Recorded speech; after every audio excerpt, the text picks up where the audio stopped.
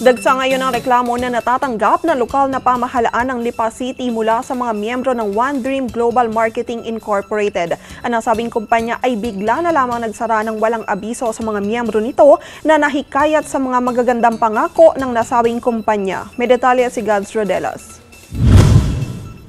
Isang kumpanya sa Batangas, partikular sa Lipa City, ang inirereklamo ng maraming mamamayan dito dahil bigla na lamang itong nagsara ng walang pasabi sa mga miyembro nito.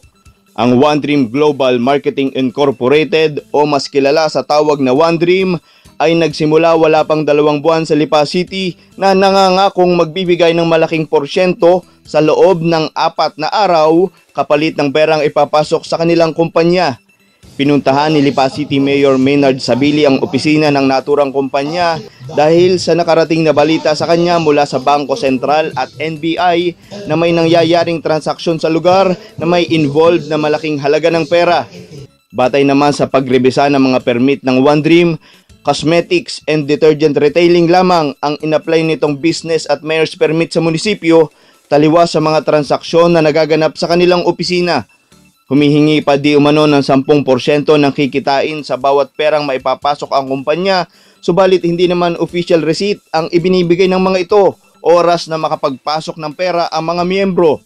Sa inisyal na pagtatala ni Mayor Sabili, nasa 2 bilyong piso na ang perang kailangang maibalik ni Gaser sa kanyang mga miyembro na nasa humigit kumulang 20,000 na.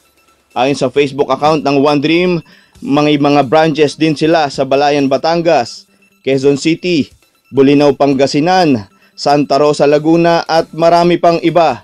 Sa kasalukuyan ay hindi pa rin nagpapakita at hindi pa rin makontak ang presidenteng si Arnel Gaser maging ang asawa nito na si Jobel Gaser.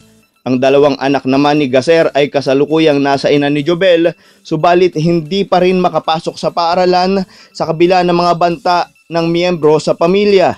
Nananawagan naman ang lokal na pamahalaan ng Lipa City na kung sino mang nakakaalam sa kinaroroonan ni Gaser ay makipag-ugnayan lamang sa kanilang tanggapan.